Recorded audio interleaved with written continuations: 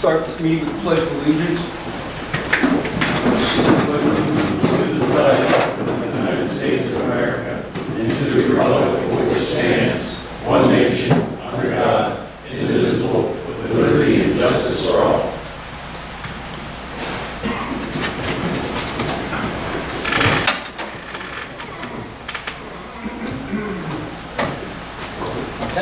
So first on the agenda for wildlife protection, we're going to have a discussion about the process for who should become a nuisance wildlife control operator in the state of Pennsylvania, and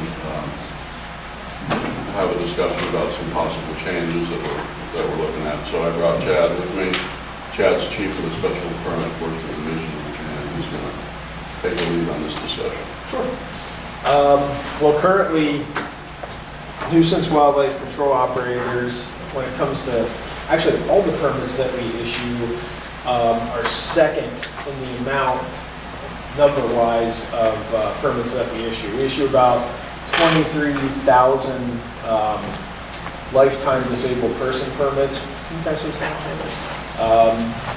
And the second most permit that we issue is nuisance wildlife control operators, at about, for the actual permittee, at about 570. So there's a big jump there, obviously, but that doesn't count the amount of sub-permittees that are going to be listed under permittee, which I'll explain in just a second. Probably 20 years ago, I'm not sure who made the deal, but we made the deal. We allow individuals to become nuisance wildlife control operators and then list sub-permittees under their permit. So a permittee basically has to take a test that's administered at the regional offices. Basically, regional offices send us a schedule of when they can issue those tests to applicants. We send those test dates out to applicants, and then they have to go to a regional office to take the test. And depending upon whether they pass or fail, they can become their own permittee, or they can be listed as a sub-permittee under somebody else's permit. So the sub-permittees also have to pay this tax? Yes, sir. Yeah. So basically, the permit's $50 a year by regulation. The sub-permittees and the deals that we made 20 plus years ago, I've worked for the agency since 2001, and this predates me, was sub-permittees only have to pay $25 to take the test, and then they can be listed under that other person's permit. So it's $50 per permit, whether you have just the permittee or whether you have the permittee and 25 sub-permittees. It's $50 a year for that permit. And that's the way that we have it now. You said we had 570 permits. We have 500, about 60. How many sub-permittees do we have? Hundreds, if not into More the than thousands. 570? Oh yes, absolutely, no question, no question.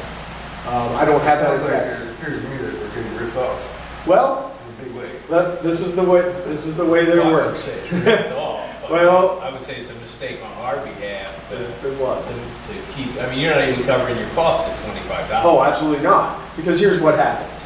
But I passed out our permit application. If you turn to the white page, you will see we process so many of these. This is the standard PGC 12 or permit application for all permits issued out of law enforcement. And on the top left side, you'll see 3 boxes. And the last box is the requesting nuisance wildlife control operator examination. And then if you're testing under sub-permittee, we need you to list the permit number there. We issue and we give so many of these tests that we actually made a 3rd box for this application. So what happens is the person pays $25 to take the test. That application goes to the regional office. It's data entered at the regional office. There's a background check because there's a regulation that says if you have any violation within the previous 5 years that you can't take the test, you are rejected from taking the test. Any violation of Title 34 or 58 violations. So usually that's done by the state game warden in the field. The law enforcement supervisor reviews that application. This is all electronically. And then finally, it comes to me for final approval or rejection. And the only way we reject them, and we probably reject 10 to 20 a year for the violation aspect or the regulation. But the rest of them are free to take the test. So when we get that application, you're right, we've probably burned our $25 just in personnel time by that point. But then we send out a study guide. That study guide with all the test dates cost us about $8 to send that study guide out to the individual. The individual gets it, they go to the regional office, they take the test, which is again administered by staff at the regional offices, which takes, again, I don't know how much time. Those tests are then sent back to my division for correction, so we have staff time to correct that test. And then we send them out either their letter that says you passed or you failed. If you've passed and you want your own permit, send us $50 to activate your permit. If you've passed, now we'll put, and you want to be under somebody else's permit, we will put you under that permit as a subpermittee if you indicate that on the application. So you're exactly right. That is a money-losing proposition. There's no question about that. So we have been exploring ways to make this a little bit more efficient. And we were approached by the National Wildlife Control Training Program. While I'm speaking here, I'll pass these around. Didn't you, I mean, I remember like 30 years ago applying for one, and I thought I had to buy a book like this. You don't have, you didn't have, again, that predates me a little bit. Yeah. That's now covered in the cost of that Okay, $25. I remember buying it, but it was about that thick. Wow, okay, that's interesting. I do not remember that. Yeah. I don't remember. I didn't take the test, I bought the book, I was looking at it. Understood. This wildlife control training program, actually, we have, there's actually a lobbying group in Harrisburg, believe it or not, for wildlife and just pest control agents in general. And they're the big ones. They're the Orkins, the Ehrlichs, the Paramounts, things like that. When we informed them that we were starting to look at this program, they were ecstatic about it. And they're willing to testify at a commission meeting or what have you, just based upon their enthusiasm for the program. But we were approached by these folks about 2 years ago. They're individuals out of Cornell University that really want to kind of standardize the training programs throughout the United States for nuisance wildlife control operators. This is their brochure. And again, I'll ask Charlie if you can pass that down, I appreciate it. Basically what they do is they will write a manual for Pennsylvania. They generally ask us to indicate what species are the most prevalent ones done by nuisance wildlife control operators. We can have as many chapters of species that we want within that manual.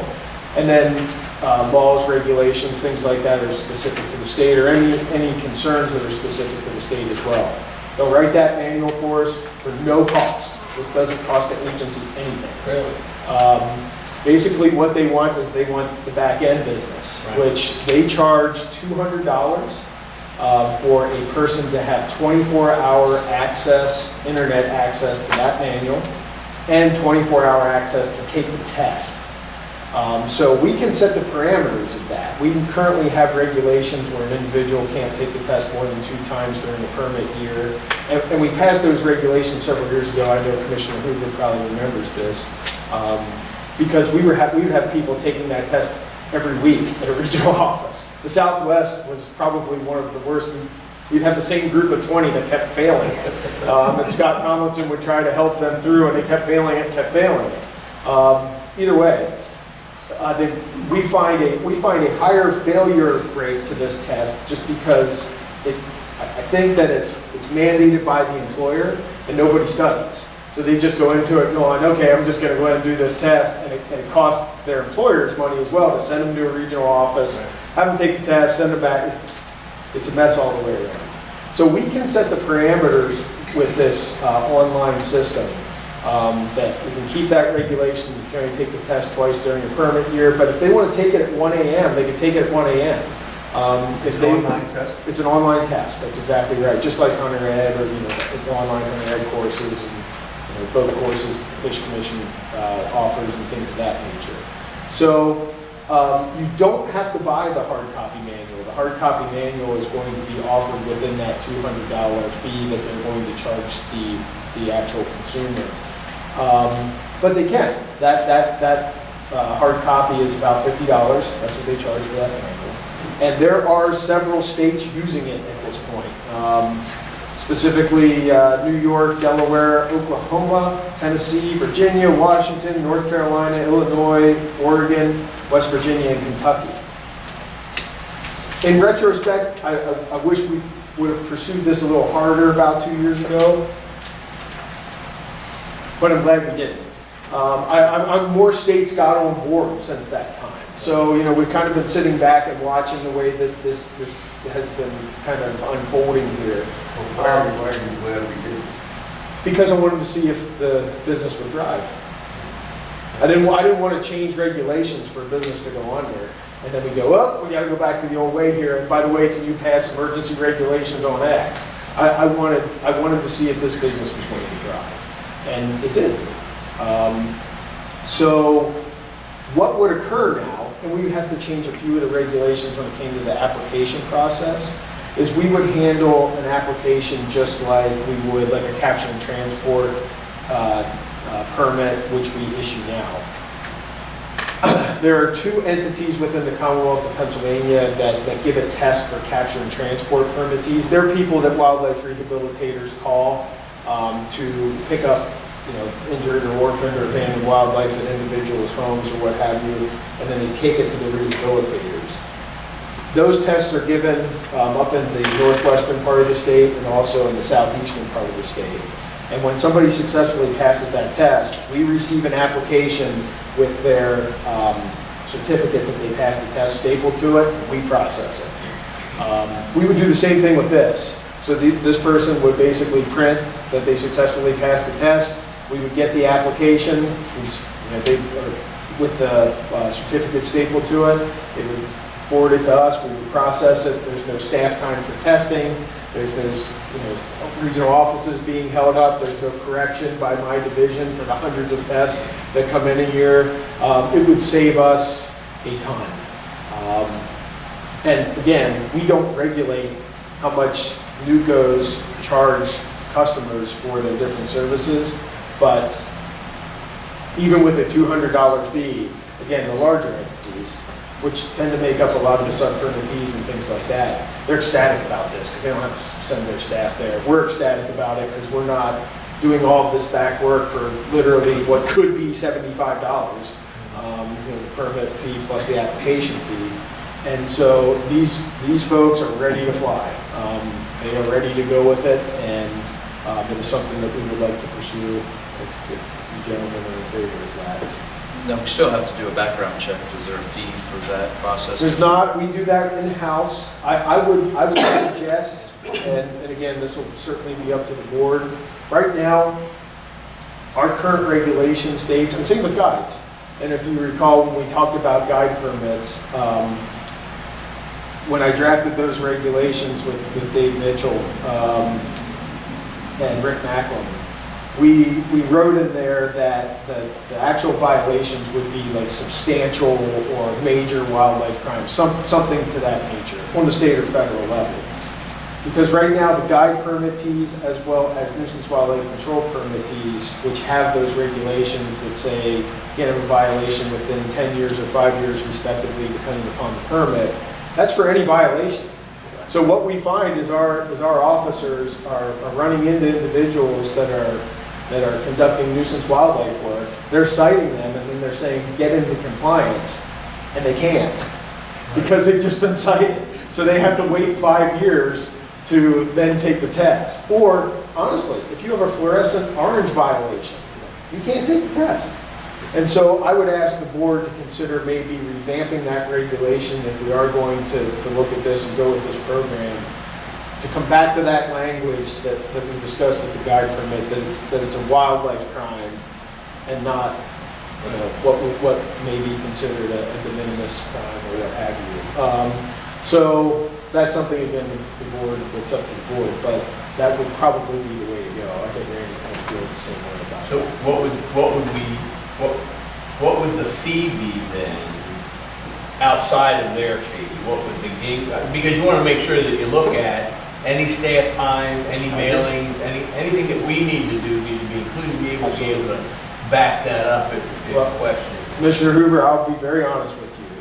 Now, most permits are, the fees are set by statute. Right. The nuisance wildlife control operator fee is not, that's set by regulation. Permits are money losing venture. I don't care how you slice that bread. And arguably law enforcement in general. But they shouldn't be. They shouldn't be, but they are. I'm not quite sure raising the actual permit fee is just, in my mind. Where we tend to lose the money is on the testing. I mean, the testing is just, is brutal on us. I mean, it takes up staff time immensely. Yeah, I just don't want to see the hunter paying for the wildlife guy, the Totally nuisance understand that. control individual getting a permit. And it happens throughout the state, at state level, at local municipal level, where the taxpayer ends up paying for all this stuff, and it shouldn't happen that way. It's a user fee, and they should be covering all the costs.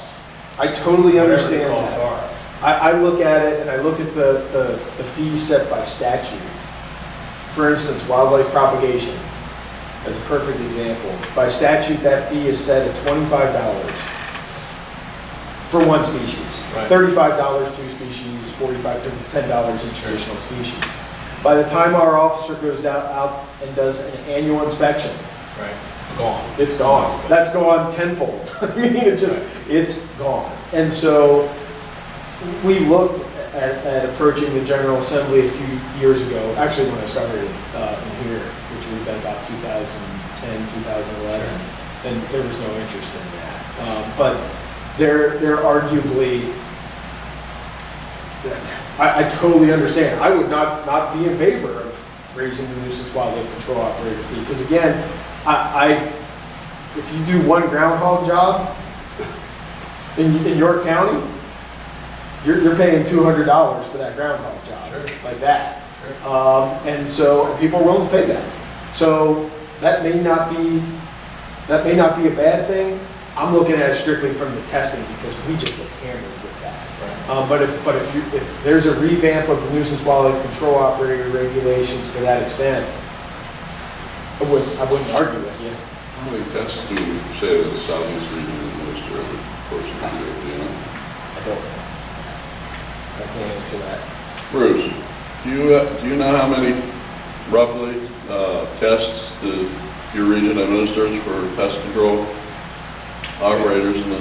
It's In a quite year. a high number, I don't know off the top of my head, but it's quite a high number. What happens there? It would be inaccurate for me to say, well, there's this many applicants in the southeast. That doesn't mean they're taking their test in the southeast. They can take their test in the northeast. They can take their test anywhere. We give them all the test dates. And so that if they miss all the dates in the southeast and they're from the southeast, basically our response is you need to go to another region. And so that's why these companies are looking at this program going, wait, they can take it at 1 in the morning on their home computer? Yep. Okay. I mean, that's why they're in favor. Or I can pay $200 for these 5 people, and I can sit them in front of the computer in my workplace and watch over their shoulder and make sure that they're doing what they need to get through this process, because there is a significant failure rate. There was just a few weeks ago, clerical staff brought in test examinations from 5 applicants for this permit. They had all failed. And I said, is that unusual? And he said, well, some people have difficulty with this exam. This group of 5 individuals collectively have failed the exam 16 times. It's a very high failure rate. And it's not, I mean, I think he sat down, now granted, you're pretty well versed in laws and regulations, but and you passed it within, 15 minutes? So that's, again, a little bit unfair. But if we don't go with this program, we will have to revamp our test a little bit. It just needs done. And so that, again, gets into some staff time issues and things of that nature. And the nice thing is these individuals can go on the fly. So if there is a major regulation change, well, especially with the internet manual and things like that, which is again what the people are paying for, if they don't get the hard copy, they can change that in a day. So very easy to work with. We've met with them probably a half dozen times at this point. Had many phone conversations with them. Reputable entity, and again, business is growing, more states are on board, and I'm glad to see that. Chad, you want to address the common issue that comes from the NUCOs about employees that get permitted and then their fear that they either start their own business or go work for someone? Well, that was Commissioner Layton's constituent, was that the... I've heard it come up time and time again. I just thought it'd be good to brief the commissioner so they're aware of that issue. Yeah, nuisance wildlife. Yeah, I'm sorry, generic term. There's an issue, I don't hear it that often, I hear it occasionally. And I know there was a constituent that has a nuisance wildlife control operator permit that was concerned about sub-permittees that they bring on having the ability to kind of break off and start their own business. And I think there was some concern by a constituent that law enforcement supervisor in South Central, Rod Danley, had spoke with that constituent. I had spoke with that constituent. I believe Commissioner Layton has spoke with that constituent as well. And what we all three recommended, I think, I can't speak for Commissioner Layton, but certainly LES Danley and myself, was to conduct like a, have the private attorney draw up like a non-compete clause, like every major corporation does, because that tends to be more of a civil type issue. And I think the constituent wanted a regulation to be addressed within Title 58 to make it a criminal issue, where somebody would be committing a crime, and that is entirely, in my opinion, not an attorney, I'm a game warden, but that's something that IBM and Apple and everybody else does through no compete clauses all the time. And so it is not a criminal. It's not to lose your money or your freedom is probably not an appropriate way to go about it. If you lose an employee and they start doing raccoon work in your same township. So if these people, if we do go with this test, then are we still going to issue like permittees and sub-permittees? Unless the regulations are changed to not do that. There's advantages and disadvantages for the permittee to do this.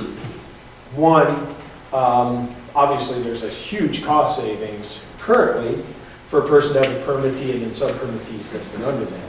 And most of the minor and major corporations that conduct nuisance wildlife control operator work in Pennsylvania go that route.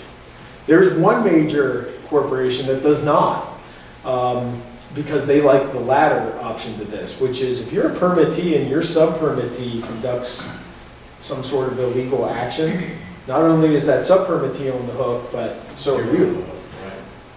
There's a major corporation that decided, we don't like that. So they make each one of their NUCOs get their own permit. Not that they're criminals, but they just don't even like the option of that. So unless there's a regulation that addresses the sub-permittee issue to change that, I would think it would stay the same. And we're still charging a fee there. Even though they're paying $200 to take the test, we're still charging the 50 or the 25. 50 if they're, the 25 is for the applicant, for the exam, which would be eliminated by this. Again, you could address that through regulation by saying there's a $25 processing fee to the game commission, $50 for the permit. That could be addressed however you folks see fit. But we could certainly charge. We're allowed to charge reasonable fees. That's what the law says. So is the test the same for the sub-permittee as it is for the permitter? Yes, sir. So the truth is you're only saving $25.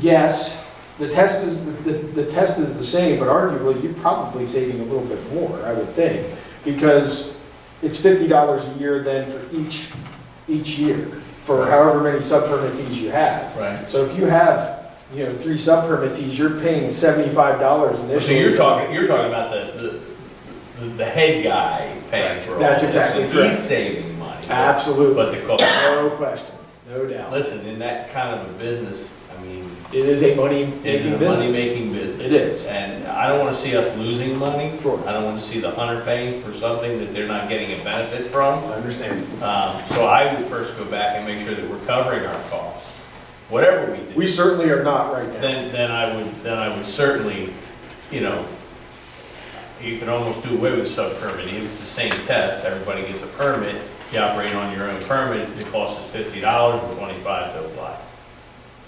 Again, that was pre-me, even me working for this agency, that's probably would have been a good deal 20 years ago. I'm sure There's it's no probably question. a really good deal today. It probably is. If that's addressed through regulate, I'd like that a So lot. what would a reasonable, in your opinion, fee be? I mean, If we're not conducting the examination, I would not be adverse to even a $25 fee. Because again, I think reasonableness has to be found within the context of what statutory fees are for most of the permits that we issue. Because the one thing that I don't know I don't want, Chad, don't beat around the bush, just. well, maybe I should a little bit. I think we need to look at what the statutory permit fees are. In other words, if we're looking at a wildlife propagation permit that's $25, or a menagerie permit that's $100, where people display in public, or a falconry permit that's $50. If we made a nuisance wildlife control operator $500, and I'm being absurd for the sake of showing the absurdity of that, maybe that suggestion, I think the General Assembly might come back and say, that's not reasonable. Look at all your other permit fees. Yeah, but And all we the could- things you mentioned are not profit generating businesses like the garage. The other- No question. The other So part our of that menagerie- is, when were these fees set? Well, So 20 years ago. they Right, were and outrageously what low. are today's costs? I don't mean, there's a disagree big with that. difference. Falconry fees were just reset about Yeah. 5 years I ago. believe so. So, yeah, I get you. That may cause a political, the General Assembly going, that's not reasonable. Because again, the Are law you a says politician? reasonable. I'm not a I mean, you are politician. really. I'm about far from it. But I love our agency too, so. So I just,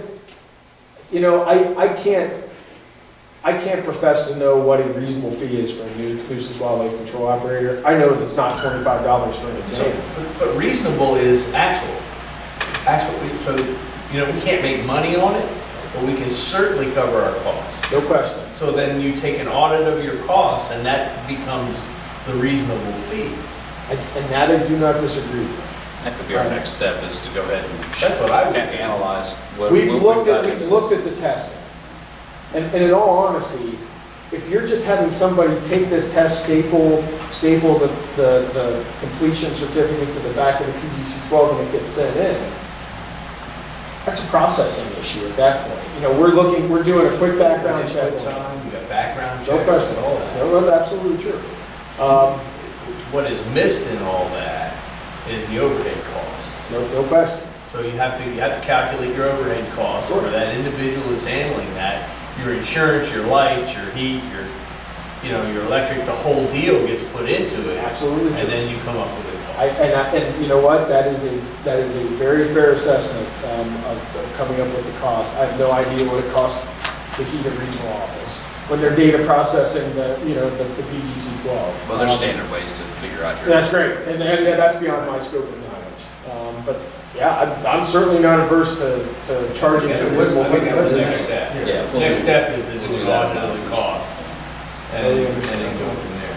Yeah, and get it on the agenda for. I'm all with you that the hunter should be paid for it. Sure. We're certainly losing money on the way it is priced today. There's no doubt about that. Well, all we're losing money on all our fees. Our fees were set at 30, most of our statutory fees were set 32 years ago. 30-some years ago. And Director, But when you were third of what people are making today, and what their costs are a third. They arguably were cheap when I was in the field. Yeah. I mean, again, because by the time I drove across my district to conduct a wildlife propagation inspection, Sure. yeah, it's gone. Just in the gas money. And we're lucky too. We that's developed a system, and Director Vance and Lindsay, and they developed a system for us that all permits are approved or rejected, what have you, electronically. Because before you were handling this piece of paper everywhere you went, and that was getting sent from the regional office to the field, from the field back to the region. That's all gone now. We're very, very fortunate. We were very progressive in developing that system. We're superior to every other state, at least in the Northeast that I know of when it comes to administering permits, no question. Well, I think I'd go ahead and start at this level, but then I'd also take a look at the rest of the permits that we issue and try to figure out what we're doing. Because if we're still issuing permits at a cost that we set 30 years ago, we're definitely not. Totally understand. Director Palmer had me in 2010, 2011 come up with fees that were pretty equal to surrounding states. Some states are lower permit fees than ours. believe it or not. But they don't have the extensive background checks and things like that that we have. We regulate permits very well here. And they have a different funding model as well, too. Absolutely true. Some are vastly more expensive than us. So I concur. Very good. Any other questions? Thank you. Glad you came so they could put more on. It's okay. Thank you, gentlemen. Thank you. Good. Yep, so next on the agenda, so I was asked to provide some information related to provisions found both in the Game and Wildlife Code as well as in our agency's regulations, meant to assist farmers with their wildlife crop damage issues. Before we get into the specific legal details, we'll start with a few slides here to kind of lay a foundation and explain how we got where we are with the laws today. So, forest and habitat destruction, which occurred in the 1800s and into the 1900s, was one factor that kind of wreaked havoc with wildlife populations in Pennsylvania. Here are a few photos of different areas of the state that show how forests and habitats were pillaged of every standing tree, leaving no food or cover for wildlife. Deforestation like this had major impacts on wildlife species dependent on forest and habitat, and this type of timbering would cause major problems with erosion and runoff. While the timbering practices of the day played havoc with wildlife, it wasn't the only factor that affected wildlife populations. Another practice that had a huge impact on wildlife populations during the late 1800s was market hunting and the commercialization of wildlife.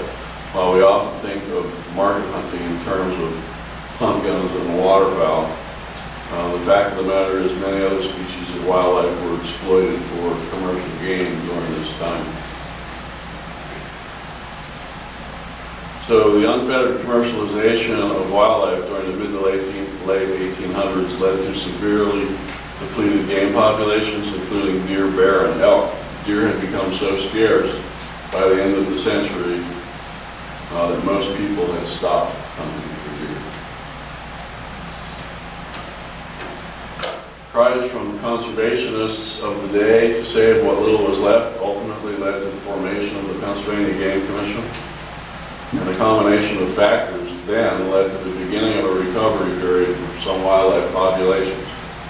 Previously forested areas returning to scrub habitat, restocking efforts for white-tailed deer and other species, and new laws put in place concerning the harvesting of wildlife created outstanding conditions for wildlife populations, especially deer, to rebound. And rebound they did. By the early 1920s, it was becoming apparent to the legislature that some action would be needed to address crop damage complaints by the agricultural community. By 1926, crop damage complaints were coming in from 25 counties, up from just 10 counties a few years prior. So it was kind of interesting doing this little bit of research that I did for this this PowerPoint presentation to discover that 1923 was Pennsylvania's first statutory law concerning crop damage, and allowing farmers, members of the agricultural community, to take deer for crop damage.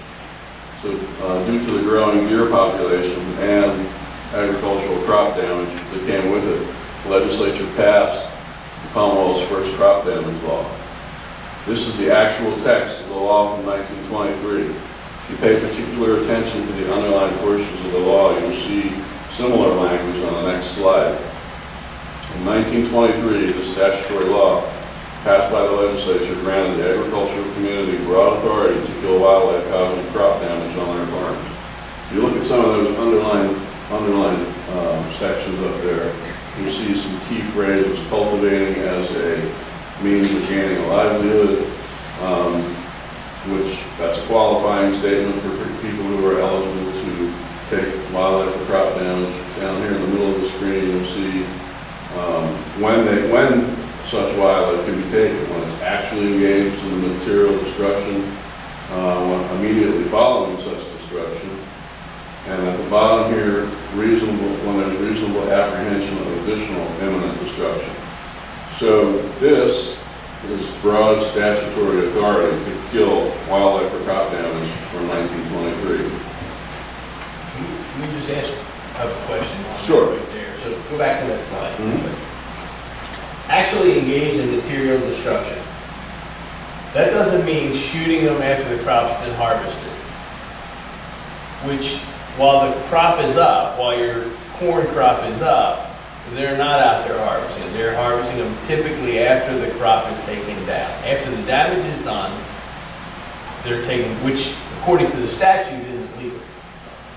There's the 3 times that they're authorized to do it: when they're actually engaged in destruction, or immediately following such destruction, or when there's a reasonable apprehension of additional imminent destruction.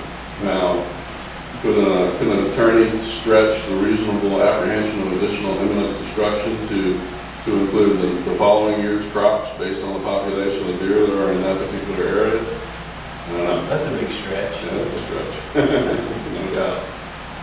But it was I was amazed when I read this from 1923, because when you look at the next slide, this is the 2019 crop damage statute. This was written in 1987 during the last codification of Title 34.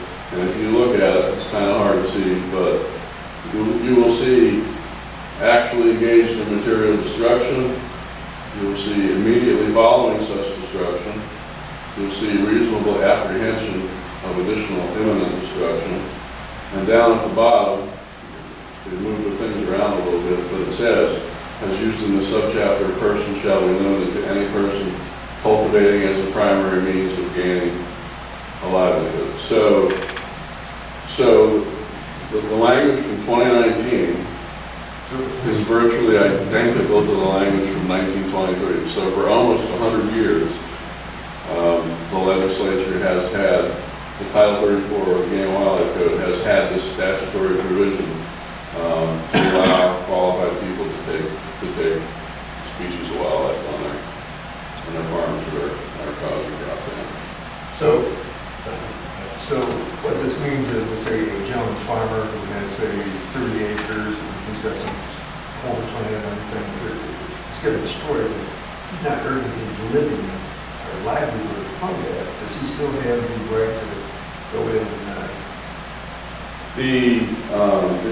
the language that says that it's as a primary means of gaining a livelihood. And we have agency policy in place that basically says that we are going to approach crop damage issues with the spirit of cooperation. say it again? We have agency policy in place that says that. This is good policy. Agency, yes, game commission policy in place that directs our officers in the field who deal face to face with these issues every day, to approach with a spirit of cooperation regarding these issues. So if an officer is really not comfortable saying that in a particular farm or particular scenario that it's a clear go ahead and shoot deer for crop damage, then he would go up to the supervisory chain of command to get direction and explain to the supervisor, this is where we're at, this is what I have. It doesn't say the person has to make 50% of their livelihood from crops. It doesn't say they have to make 75% of their livelihood. It says a primary means, and a primary means is not legally defined. But a primary means a substantial portion of. Primary means one. All right, so if you have a home vegetable garden or hostas in the backyard. That's not a primary. The other question, the other part of that is there nowhere in the statute does it say you have to have your farm open for hunting. In order to shoot deer for crop damage? Right. Absolutely not. Now, there are provisions, this is the general authority to shoot for crop damage. There are additional sections of the law that explain specifically what you need to do as far as reporting any wildlife that's harvested within 24 hours, keeping it carcass for retention, keeping it in a safe place of safekeeping until the game warden can come and pick it up. So if your land is, the only difference between land open to hunting and land not open to hunting is if it's open to public hunting, you, as the property owner, are authorized by the statute to keep the carcass of a deer or a bear or an elk for your personal consumption on your property. One and only one. So if a farmer went out and in one night and his land was open to public hunting, shot 10 white-tailed deer for crop damage, he would be entitled to keep one of those, and then he'd have to surrender 9 to the local game warden. If his farm is not open to public hunting, then he would have to surrender all 10 to the game warden. He would not be permitted to. So he has to shoot it, he has to gut it, he's got to maintain it. How many deer, I mean, that's a question you're not going to be able to answer. How many deer do we lose? How many times does it happen that a farmer buries what he's done? Buries the carcass? Yeah. No way to put a finger on that one. Do we have a record of how many deer we handle and what the cost involved in it is? I have, in some upcoming slides, I have some costs associated with crop damage, wildlife removal. So when a call would come into a regional office, the dispatcher would, if it's a farmer saying, I have 3 deer that I shot for crop damage, they need to be picked up. So the dispatcher would create an incident then in our computer-aided dispatch system for the local game warden, and he would respond to that and take care of it. And so I have some statistics from our computer-aided dispatch coming up that shows some of the costs associated with At 2 o'clock in the morning, on overtime. Usually next day. And they don't give you advance notice. They're not required to. They're not required to give you advance No. notice. Our game wardens, it's obviously in our best interest to develop a positive relationship with these folks to try to keep the communication, free flowing. So there's no legal obligation for a person who's going to shoot deer for crop damage to call in advance and say, hey, I'm going to do it. But our game wardens will frequently ask for that phone call as a courtesy, and many people will provide it. Say, hey, just a heads up for Warden so-and-so, I'm going to shoot some deer for crop damage Friday night or Saturday night. So the officer is aware of it in advance and can make arrangements to get those picked up and hopefully distributed to somebody. So in the statute, they have to maintain the animal until it's picked up. In a place of safe keeping. So that means they need a cooler.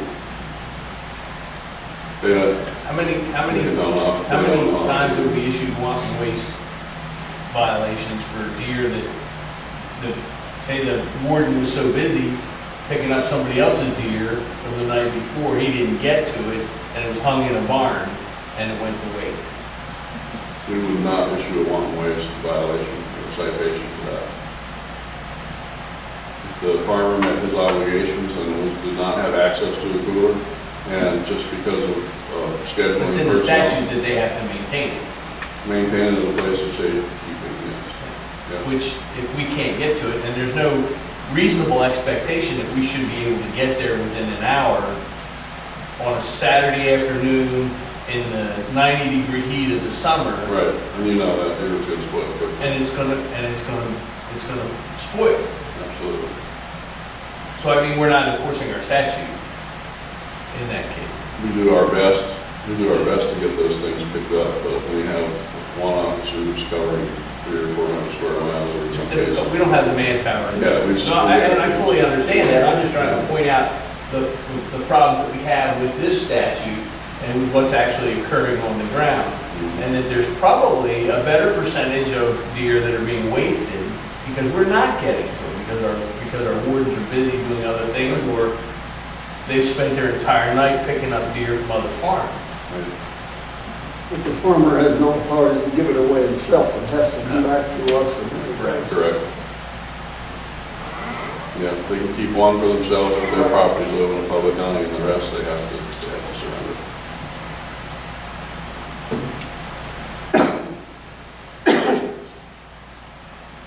So here are some of the agency costs associated with generally deer, bear, elk damage claims.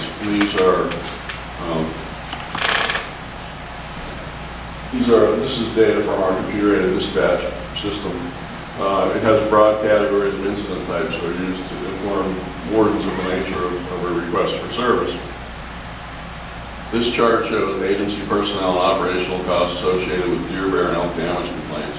The highest bar in each of those 4 years up there, 2015 through 2018, shows bear. And the middle, bear cost, which you can see, you can read those small numbers on the left-hand side of the scale there, our personnel and operational costs associated with bear complaints run between $400,000 to $500,000 a year. So the middle bar shows deer and elk complaint costs, and the final column shows costs associated with crop damage, wildlife removal.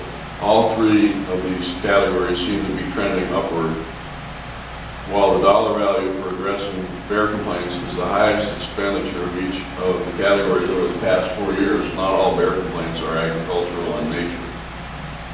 These costs are related to warden response and do not capture things like time to process and administer special permits related to deer control programs. So, the Pennsylvania hunter is paying about between $600,000 and $700,000 a year to process wildlife complaints and pick up deer and bear and whatnot for farmers. You have crop damage removal, these are just general deer and elk complaints, and of course bear complaints is the biggest component there. And my next slide is going to show you a breakdown of the bear, because the bear is such a huge component to this. It's going to show a breakdown of like agriculture versus non-agriculture as far as the bear goes. That's the question, if we don't pay for the people that pick up dead deer off the road, We do have contracts, yeah, we have We do. contracts. Circle in the disease management areas. just in the name. Because then it's PennDOT, that was a discussion that went on a couple of years ago. The PennDOT had stopped, I guess. They're going on state roads, I guess. State roads, PennDOT, those state highways. So then municipalities have to do the. We do, So we are paying for. Our officers do pick up, road here, routinely. When I was, anecdotal historical note, when I was in Monroe County, I picked up, right when I came in right out of drainage school, I picked up about 600 roadkill deer a year, just in half of Monroe County. So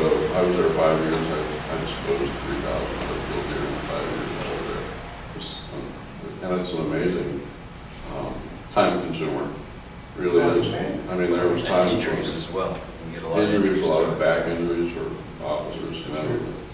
But, yeah, there was times when I picked up 16 roadkill deer in one day after having 2 days off or something like that. And that's an entire day of non-productive game warden work. And they're really fun in August.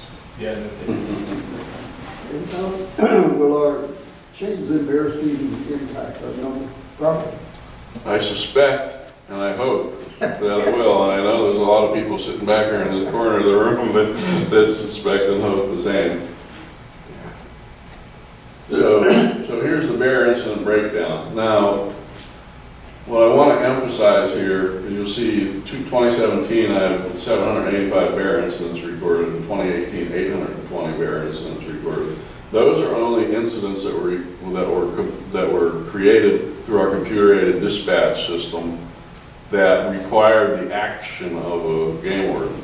All right, there's a lot, many more phone calls come into our regional offices that our dispatchers handle through just having a discussion with the caller, saying, hey, you know, bear knocked over my garbage can or got into my bird feeders. Our dispatchers are very well versed in providing advice to citizens in regards to the minor nuisance bear complaints. So none of those are in here. These are all actionable by a warden. And if you take a look, What percentage, I mean, of the overall calls does this represent, you think? I would say, I mean, 820 bear incidents in 2018, there's probably regional directors that would probably say they had that many calls in their region alone on bears. I mean, people call because they saw a bear, you know?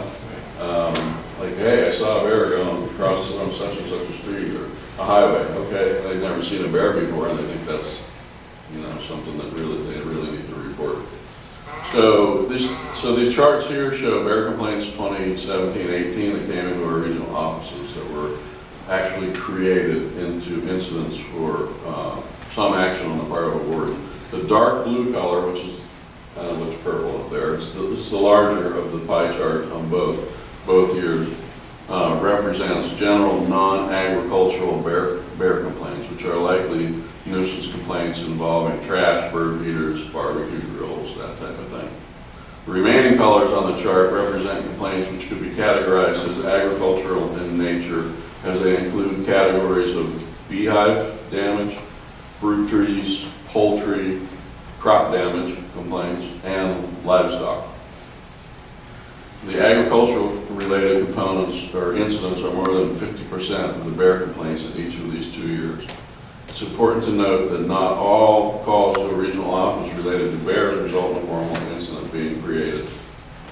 Dispatchers often provide information and advice to people with a minor bear problem.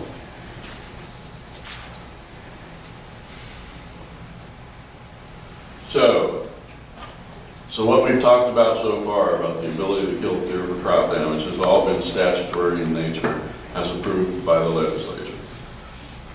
So now, the next slide is coming up. I'll give you a brief description of the programs that this board as a body has authorized through the regulatory process over the years.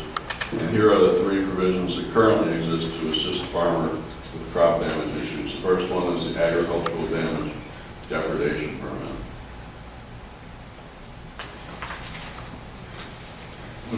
which is nothing more than a fancy way of saying we're going to give additional people the ability to kill deer for crop damage on a particular farm. People who would not normally be eligible to kill deer for crop damage because they don't make their livelihood or primary means of their livelihood through agriculture. So this is a relatively new provision from 2008. This actually took a statutory amendment to section 2121 to even allow the board to do this, because it had to allow the commission to issue a permit to somebody to do this, which would not otherwise be eligible.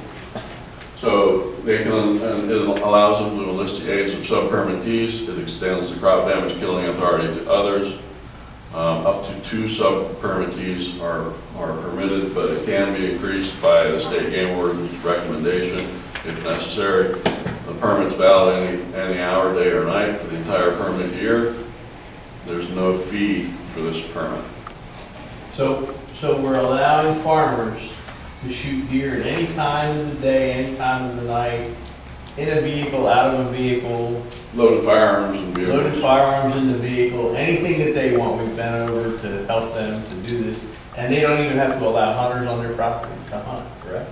Correct, and that's statutory provision. This regulatory authority transfers that authority from the farmer Right. to two other people Right. that he And chooses we don't to charge, lose. and we don't charge a permit fee No, to no. recoup any of our costs from that.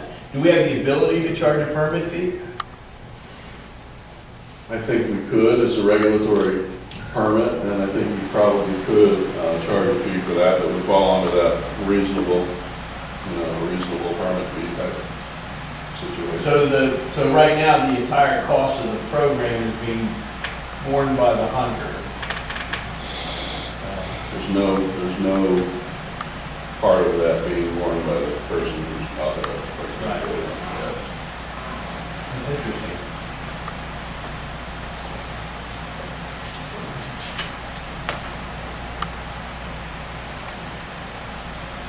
The next one is the Deer Patrol Permit Agriculture, which is commonly referred to as Red Tag Program. This is a board-authorized deer hunting program outside of traditional deer seasons, which allows landowners to provide harvest tags for antlers deer to eligible hunters. Applicants for this program must be enrolled in a PGC Cooperative Access Program for 2 years, except in WMUs 5C and 5D. One tag per hunter per property under this program, except in 5C and 5D, where an individual hunter can get 2 tags per property, and this is for antlerless deer only. So the red tag is pretty much, it's a deer hunting program for farmers that pretty much runs anytime that there's no regular deer seasons that are open. The only exception is during the peak fawning season. Closed down. So season runs from February 1 to May 15th, and then July 30th, December 28th, but to September 28th, which basically takes you right into the archery, the regular open archery season. And there's no fee for this one. So the actual permit, the red tag that they would put on the deer, similar to a DMAP tag, only you pay $10 and some odd cents for a DMAP tag. You get it for free in the red tag program. Correct. But the difference is hunters have to be allowed to do the work. Yes, hunters are enlisted to do the work here. And in order to be eligible to enroll, you have to be in the cooperative access program. Right. So you're open to public hunting, your property. I think that's a step in the right direction. But I think there's the fact that we're not charging for the fee, for the permit, for each of the red tag permits, as we would with the DMAT permit, is something that we should look into. It just doesn't make any sense that we're giving something away for free at the cost of the hunter, it's borne by the hunter. It doesn't say up there that they have to be enrolled in the hunter access program. I'm just telling you the regulations. No, that's kind of a broad overview there. They do have to be in And you that. said they have to be in it 2 years before they go to the red tag. Correct. So in order to allow public hunting the opportunity to help them with their problem of the perceived problem of an overpopulation of deer before we start giving them tags that are going to be able to be used year round essentially. This particular program though, does it fall under the regulations of the damage, the crop damage removal, where it has to have imminent danger of damaging the crop, or the crop has to be there, or can it just be done without the crop being on the ground? This is a hunting program. Right, The statutory authority in Title 34 is, right. has absolutely nothing to do with regulated hunting. That's just, you got damage, you can kill. So here's a program that they can utilize instead of just shooting them at night, where you get hunters involved. Correct. And it works out, does the same thing, difference is the hunter's benefiting. does the hunter keep the deer in the red tag program? Yes, yes. And oftentimes you find that these property owners do the same. I mean, they'll do crop damage shooting and they'll be enrolled in red tag type of thing. You know, a combination of these programs, because there's a lot of opportunity for them. And does the farmer have a lot of paperwork to do with this or not? Well, there's a permit application, and then their red tags are given to them, and they have to administer the handing out of the kill tag, the Yeah, actual one of kill the things tag. that the Western County really complaining about the amount of paperwork that they have to do with that program in the United States. There's a lot of paperwork. There's a monthly report. I think they have to keep track of the deer. There should be some paperwork. Well, I don't disagree with that, but I thought they were really complaining bitterly about the luminous paperwork.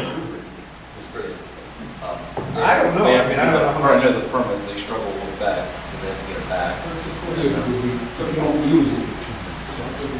They give you one, when you out and you shoot here, they have to bring it back and give it to them Right, again. right. So they can get to somebody They have else. to maintain the. And then they have to wait it all, come back on. I think Chad has something to add here. He's my special permit guru here. Well, the paperwork is not immense. They do have to send in a monthly report by the fifth day of the following month of every year that they're killed for the permit period that they have the permit for. So, and then they have to send in their tags, get their unused tags back to the office or again the permit year. And I believe this board relatively recently waived that 2-year requirement for red tag program for everybody. So they just have to currently be involved in the hunter access program. The board waived that 2-year requirement, so you help farmers even more by saying that you can sign up for both programs on the same day. So they don't have to be in for 2 years. You guys waived that just relatively recently. How recent is that? Within a year. Yes. Yep. Check the website, make sure that section's been updated on the website, because that's where I got the information from. All right. And then the last program, of course, is the Deer Management Assistance Program. So this is a board-authorized hunting program designed to assist landowners in controlling deer populations on their properties. It allows them to take antlerless deer on an enrolled property anytime there's an open antler or an antlerless deer season. One DMAP harvest permit issued for every 5 acres of land that's under cultivation, and one harvest permit for every 50 acres of non-agricultural land. DMAP permits are above and beyond the antlerless license allocation for each WMU. There's no fee for the landowner to enroll in the DMAP program. DMAP harvest permits are limited to two permits per hunter per DMAP unit, and the fee for the hunter is $10 for a resident, $35 for a non-resident. There's no need for them to be enrolled in a cooperative access program. This is for each person. So once again, now we have we've gone out of our way to help farmers in 3 different ways to control, besides the overall allocation that we give. You know, we hear the complaint all the time that they're not able to take care of deer on their property. They've got too many deer on their property. And we've done everything we can to help them. Again, at no fee to the landowner or the farmer. The fee in all cases is burdened to the hunter. And so the hunter's paying for it all. The first one, the hunter gets no option. The farmer does it at any time of the day, any time of the night. He can use anybody he wants to do the work. And the next 2 are where the hunter is involved, which is truly the way it should be. I mean, that's where we're heading to, and that's what I'm looking at, is saying that we need to make sure in every instance where we're harvesting animals that the hunter gets the first opportunity to do so. And the cost of it shouldn't be burdened upon them to do that. So, I mean, that was the whole reason for this. I wanted to know where we were at, where the Because we have to have that information when the farmer comes to us and says, hey, you know, I've got issues, but I'm not letting hunters on my farm, how do I handle it? And he should. You know, when we're getting hit with everything else, might as well say, this is the way we need to go, is what we're doing. Yeah, so to close it out, summary, agriculture is #1 industry in Pennsylvania. The legislature has granted broad authority to the agricultural community to control wildlife on our farms when damage is occurring. As we saw earlier, almost for 100 years now, this authority, this broad statutory authority has existed. And now the Game Commission, through the actions of the board, have provided additional programs like red tag, DNAP, and the depredation permits. That's pretty much the state of the crop damage issues. We're trying to manage a public resource and land we don't own, that's the issue. So these guys from Western PA, they, you know, they said they get hundreds of deer on their property, you know, even if they can go out and shoot them, which they do at night, you know, they're required to gut them, maintain them, call them warrant, all that good stuff. And they said they don't have time to do that. You know, they're having tremendous crop damage. So, I mean, all of these opportunities, you know, don't really help people. From what I can see, you know, they said that there's red tag programs, everything else, and it's not helping. You can't get the hunters out there. You know, what else can we do? I mean, basically what they said is they're going out at night, shooting these things in the stomach and letting them go and die on the neighbor's land and just post them, you know, bottom line, which is pretty pathetic. Well, another contributing limitation, these programs that do use hunters, you know, without Sunday hunting, you know, that pretty much reduces for some people 50% of the opportunities that they could help the farmers. So it's a major impediment towards being able to support. There's no doubt these farmers, some of them are suffering great losses through these deer, but our own statutes prohibit really, again, 50% of the opportunity for hunters to help these farmers.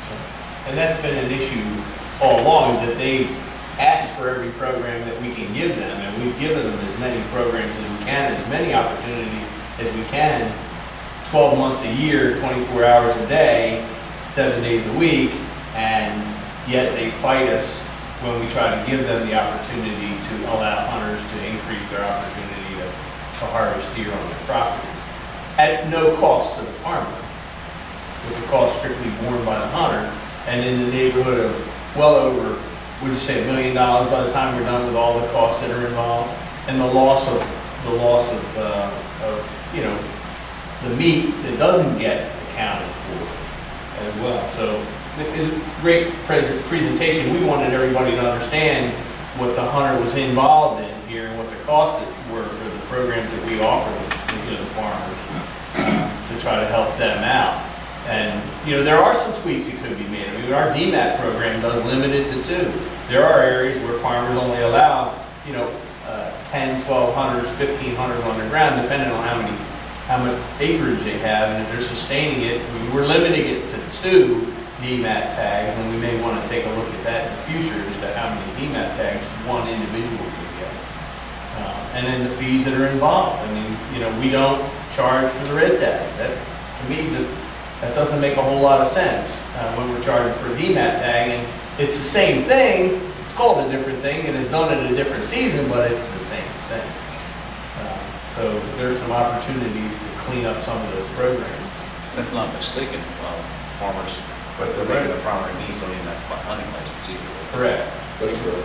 Yeah, they can get away with not even paying for hunting license. There's none of our properties without license. To answer your question, I Is there honestly anything else that don't, we can do? I honestly don't know. I mean, just if we took away the Game Commission regulatory programs entirely, the broad statutory authority granted by the legislature for the last 100 years is basically, you see them, shoot them, you know?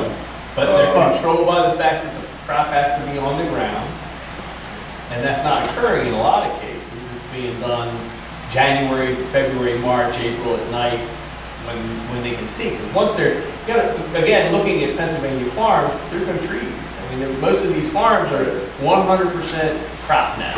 So if they're harvesting deer when the crops, it's difficult for them to shoot while crops in the Right, field. no doubt.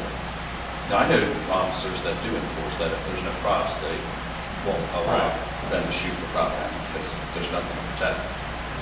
I don't go across the state now. Oh, that's right. Thank you very much. You're welcome. Very much.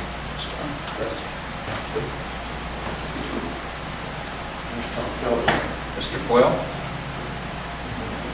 Mr. Gray. Tom? I need to take. You can go. Okay.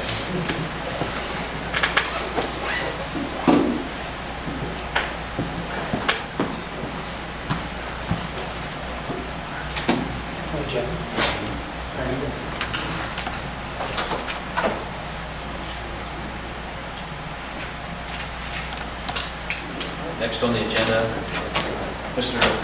Keller will give us an update on our Bob White quail efforts. Morning, gentlemen. So some of those first slides of Director Shoops there, I got pretty giddy about. That looked like good quail habitat to me. Boy, that kind of looks like about 10 right. So today, I just want to give you a quick update on where we're at with Bob White quail and our restoration efforts in Pennsylvania. But first, I just want to publicly thank the board, I know not everybody's here, and executive staff for standing behind this project fully. And I truly believe without that support, we could not make this. So thank you so much for standing behind this project. That means an awful lot.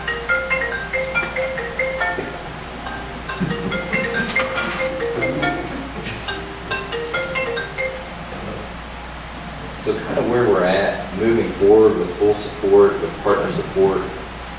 We are in the process now of working to secure 2 Habitat Forever positions. And so this is a lot more economical and gives us more flexibility rather than hiring our own staff to do this. These positions are going to be on the ground every day at Letterkenny devoted to this project.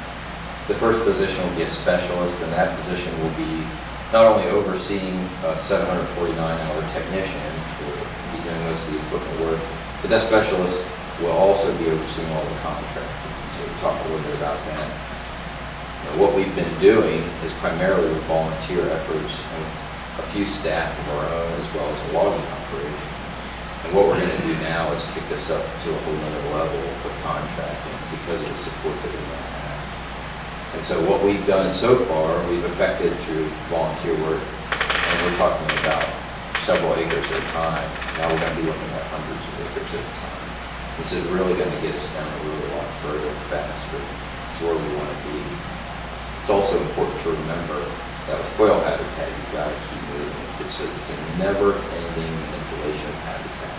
There's not, you finish it and it's done and you walk away. It's just continuing. So it's important to be able to work on a larger scale.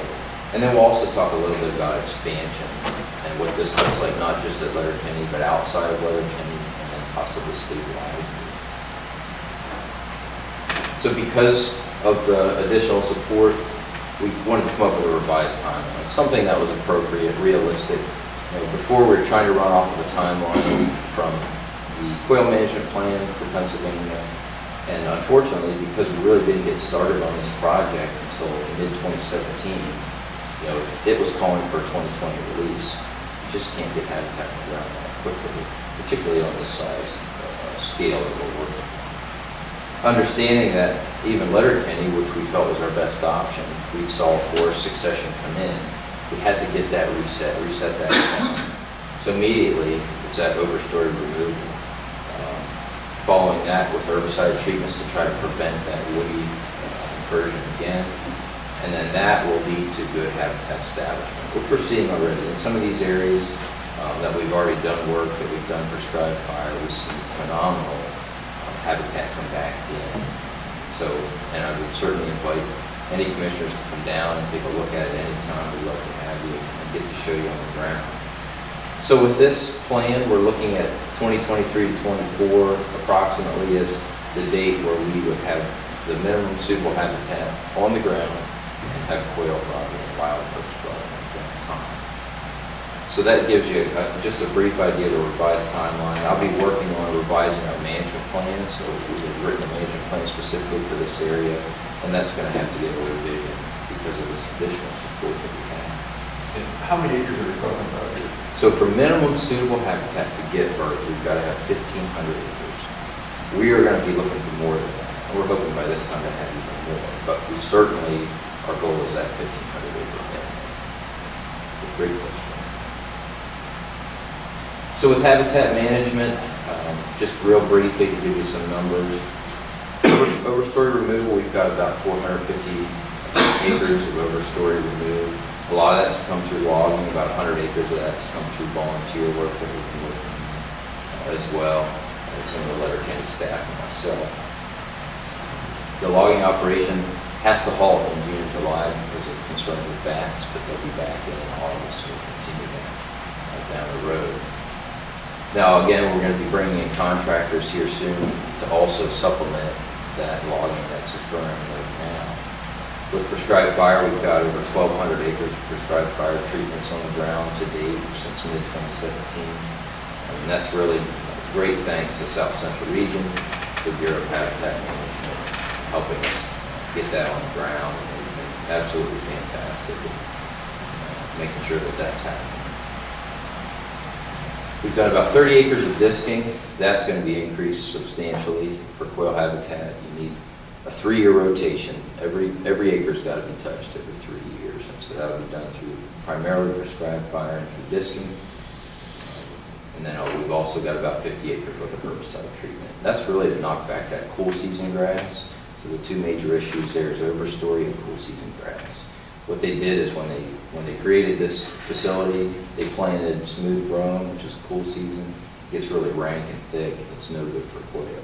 The nice thing is what that did is protect that seed source that was originally there. When we come in and herbicide, or we come in and burn it, or when we open up the overstory and allow sunlight down, we see native warm season grasses that were there pre-settlement coming back without having to plant anything. So it is truly a phenomenal place to be doing this. The middle map there's a little bit tough to see on the screen. I always like to throw where we were in the past and where we're headed to in the future. But you can see slightly in the green there is our overstory removal, and in the orange is our prescribed fire. And I have some better maps here, I believe, to kind of show you where the focal area is in relation to the facility as a whole. So we're making some really good progress, and we're about to step that up again to another level. So as we talk about expansion, we understand that we are trying to make basically quail utopia. We want to make absolute best habitat that we can. We know we have to do that to have success. And so it's a little difficult to see there, but in that black area, this is our focus area. This area here is Letterkenny Army Depot.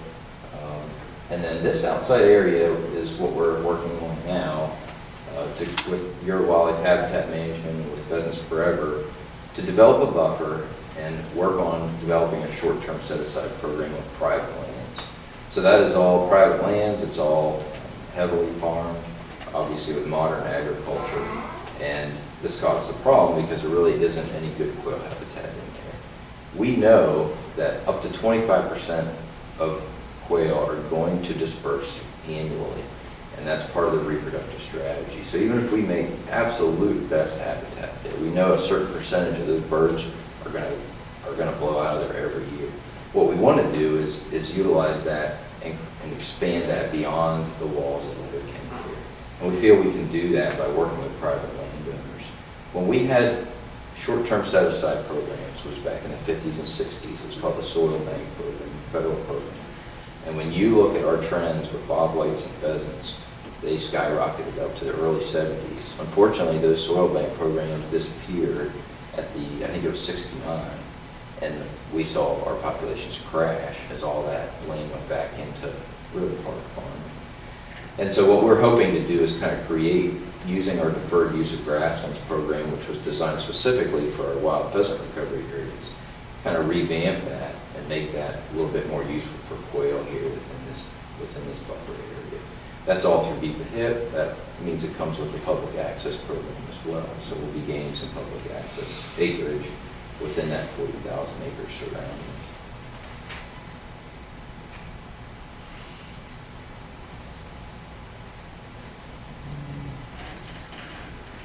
Sorry,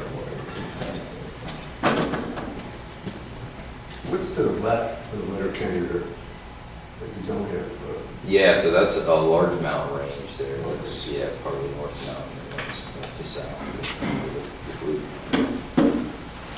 And so, as we even think on a larger scale into future expansion beyond Letterkenny, you know, when this is a success, we want to have a plan in place and use these birds as our own source population to be able to create more focus areas. And so we don't want to put all of our eggs in one basket. We want to have multiple baskets out there, and that's primarily because quail are extremely susceptible to really harsh weather events. And so it doesn't take a whole lot to lose a whole population. Generally, in a state where you have quail throughout, you're not that worried about it. They'll repopulate. But if you have them all in one area, you happen to have a really hard weather event on that particular area, that could be a problem. So we don't want to squander this resource that we bring in. We want to try to move this out. But we want to build it around a different model based on what we've learned from the wild pheasant recovery areas. We understand private land is extremely important for quail. It's where we had most of our quail in private lands, in farms, and agricultural communities. But what we want to do is create a public core that is not susceptible to the way the market goes with agricultural commodities, or just the whims of one or two landowners, which can make a big difference, which we've seen within our wild pheasant recovery areas. So creating public cores for quail to thrive in, where we really focus habitat efforts for good suitable habitat, and then have private acreage surrounding that, where we also focus habitat efforts, knowing that that can change possibly on an annual basis, but with annual set-aside programs, and we'll also be pushing, of course, long-term programs like PrEP, 10 to 15-year contracts as well, to try to secure habitat. We feel that this may be a much better model to secure these birds long-term. Again, I always like to highlight our partnerships, and every time I give this presentation, we continue to add logos to this, and I cannot stress how thankful we are to each one of these coming on board, standing behind this project, and understanding how important it is, not just for quail, but for many species that are really suffering because of habitat loss. And I just want to highlight some of the local support we're getting. You know, every year we have an annual partnership meeting down at Letterkenny. We bring in current partners, we bring in potential partners that might be interested. And this year we had several Pheasants Forever, Quail Forever chapters there. And it was an exciting meeting. We had the Quail Forever, Big Cubby Quail Forever chapter down in the Southwest stood up and said, we want to give money towards this project. What can we do? We had Cumberland Valley Pheasants Forever approach us and say, hey, we want to give money to this project. What can we do? And this is the Cumberland Valley Pheasants Forever chapter. They asked what they could provide, and we said we could really use a good offset disc. And they came out swinging, and they provided us this disc. I don't know what it set them back, but I know it wasn't cheap. So we had a field day for them, to bring them out, get them to show it to them and see the project area. And they asked, what can we do next? It's not a one-time deal. We want to keep going with this. We also had Harrisburg University come and say, look, we want to give you guys money, but we want to buy you equipment. What can we do? And so we see that every year we do this, more and more support locally, but we also see a lot more state support. And so I think I mentioned the last time I presented, we sent out request letters for source birds, for wild birds from 9 different states within the range. And we've heard back from 4 of those to date, all of those saying we will support you as an agency, or we will support you through private lands to get you birds when you need them, as long as your habitat's suitable and as long as we have the birds available. And I already have heard back from several other states that just haven't sent us letters, but are saying yes, we're going to support you with this endeavor. And so we have this support, not just locally, but nationally. And I just want to speak to the national leadership that the commission is showing with this. On a monthly basis, I get calls from various state biologists, state managers saying, what do you guys do? Because we want to know, because we're facing the same thing, especially here in the Northeast, along the Mid-Atlantic region. But it's also, I think, a testament to the agency. You know, we're showing leadership with West Nile virus research, with white nose syndrome research, and now with CWD. And bobwhite quail is just another thing that this agency is standing up and saying, wait, we're going to be the first to do this, and we're going to do it right. And so I think this is just an exciting time, an exciting project. And really, when we think about leaving our legacy, you know, we lost these birds probably around 2000, we lost the last birds. So it's within our generation. So I think future generations are going to say, what did you guys do to get these back? And this is really our opportunity to say, hey, we're going to bring them back within the same generation so that other generations don't lose the ability to enjoy this species. So with that, that's kind of all I had, but if you have any questions specific to the project. About susceptibility to West Nile virus. Yeah, that's a good question, and that's something that we're working on now. Mary Jo's leading a study with turkeys. That also includes propagated quail, and next year we're looking at possibly doing some wild quail. The researchers had asked me to for some wild quail eggs, and I said, well, unfortunately, we're not going to be able to help you with that. But there are other states that would be, and so yes, great question, and that's something that we are concerned about. I want to make sure we have a good handle on it before we bring birds in. I don't want to downplay either. I mean, for the other states to agree to work with us to potentially supply us birds is a big deal. That's very hard for the agencies to do that because their own publics, you know, why are you sending our birds out of state type of thing. So that's a big deal for them to step up like that and be willing to sign off. And I really think the credit is to you and the rest of the team that getting the habitat on the ground and doing it right. This is not an easy task, and you know, I think some would believe that you just needed wild birds and they come back and it's just simply not the case. So great job. Thanks, John. Thank you very much.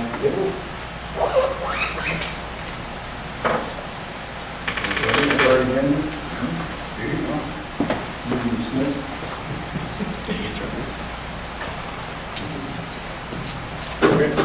Thanks, guys.